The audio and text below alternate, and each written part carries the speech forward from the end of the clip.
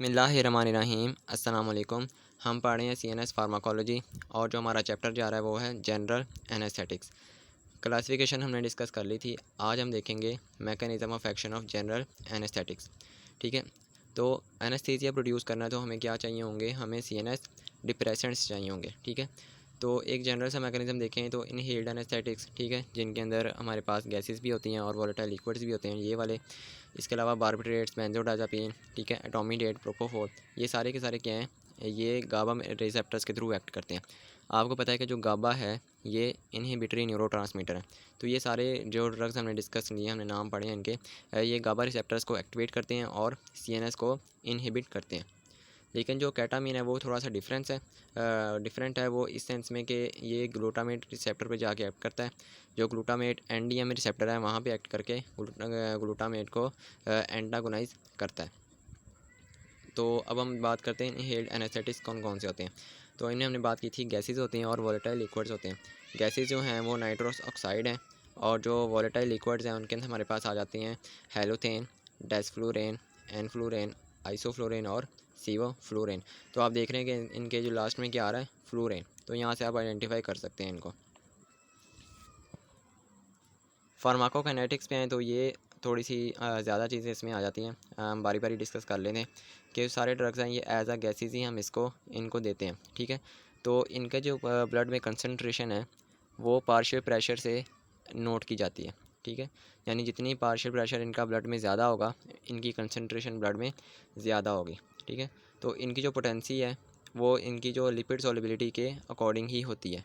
यानी जितनी ज़्यादा लिपिड सॉल्युबिलिटी होगी उतनी ज़्यादा ही इनकी पोटेंसी होगी। ठीक है, तो पोटेंसी को देखने के लिए हम एक वेरिएबल यहाँ पे नोट करेंगे, वो क्या है, मिनिमल एल्वियोलर एनेस्थेटिक कंसंट्रेशन, यानी कि मैक। ठीक है, या जितनी ज़्यादा मैक की डेफिनेशन क्या है कि वो कंसंट्रेशन इनहेल्ड एनेस्थेटिक की, वो कंसंट्रेशन जिस पे 50% ऑफ पेशेंट जो हैं वो स्टिमुलस को रिस्पॉन्ड नहीं करते हैं। यानी कि 50% पेशेंट जो हैं वहाँ पे एनेस्थीसिया आपका जो एनेस्थेटिक एजेंट है वो एक्ट कर चुका होता है।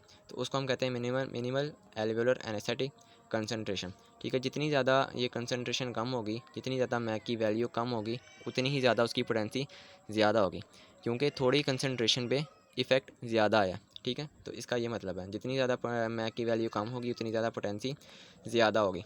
ठीक है, तो जितना ज़्यादा एनेस्थेटिक एजेंट जो है ये लिपिड सॉल्युबल होगा, उतनी हमें कम कंसंट्रेशन चाहिए होगी एक जो रीज़नेबल इफेक्ट प्रोड्यूस करने के लिए। ठीक है, और उतनी ही उसकी पोटेंसी भी ज़्यादा होगी।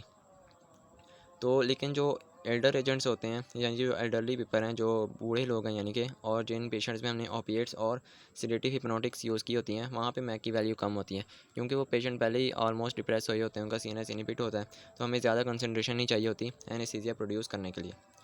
देन आप देखें एक और वेरिएबल आता है ब्लड गैस रेशो।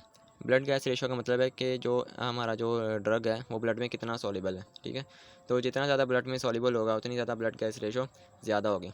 तो जो एनेस्थेटिक एजेंट हैं जो जिनकी ज़्यादा ब्लड गैस रेशो ज़्यादा है, ठीक है, उनका जो एनेस्थीसिया है वो स्लो ऑनसेट होता है और स्लो रिकवरी होती है। ठीक है, ये बात जो मैं दोबारा रिपीट कर रहा हूँ, ये आपने याद रखनी है कि जितनी ज़्यादा ब्लड गैस रेशो ज़्यादा होगी उतना ही उनका ऑनसेट भी स्लो होगा और रिकवरी भी स्लो होगी।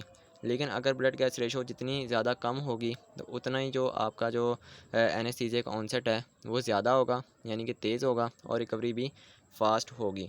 तो ये इन्वर्सली जो प्रोपोर्शनल है। ठीक है, ब्लड गैस रेशो ज़्यादा होगी यानी सोलिबिलिटी उसकी ब्लड में ज़्यादा है, तो उसका ऑनसेट स्लो हो जाएगा और उसकी रिकवरी भी स्लो हो जाएगी। ठीक है, अगर ब्लड गैस रेशो कम है यानी कि उसकी ब्लड में सोलिबिलिटी कम है, तो एनेस्थीसिया का जो ऑनसेट है वो भी फास्ट होगा और उसकी रिकवरी भी फास्ट होगी। देन आप देखेंगे वेंटिलेशन रेट है, तो जितना ज़्यादा वेंटिलेशन रेट होगा तो आपका एनेस्थीसिया जो एनेस्थेटिक एजेंट है वो उतनी ही जल्दी एब्जॉर्ब हो जाएगा और उसका ऑनसेट भी फास्ट होगा। पल्मोनरी ब्लड फ्लो अगर ज़्यादा होगा तो ब्लड में इतनी जल्दी अब्जॉर्प्शन नहीं होगी उसकी, आपका जो ड्रग है, तो उतनी ही उसकी रिकवरी भी स्लो हो जाएगी। इसके अलावा कुछ प्रॉपर्टीज़ हैं, कुछ इंपॉर्टेंट ड्रग्स की मैं आपको दिखाता हूँ। ये आप देख रहे हैं कुछ ड्रग हैं, नाइट्रस ऑक्साइड है, सीवोफ्लोरिन है, डेसफ्लूरेन है। इसकी यहाँ पे मैक वैल्यू लिखी है, ब्लड गैस रेशो लिखी है। ठीक है, कार्डियोवास्कुलर इफेक्ट्स इन सारों के ही मिनिमल है। लेकिन नाइट्रस ऑक्साइड की थोड़ी सी स्पेशल प्रॉपर्टीज़ आ जाती हैं कि इसका ऑनसेट और रिकवरी रैपिड होती है, इसका मेटाबॉलिज्म नहीं होता, ठीक है। ये डिफ्यूजन और हाइपोक्सिया कॉज करती है और स्पॉन्टेनियस अबॉर्शन भी कॉज करती है। चलें आगे एलिमिनेशन पे आएँ। तो एलिमिनेशन जो है कैसे होती है कि ब्रेन से ब्लड में जाएगा ड्रग, ठीक है।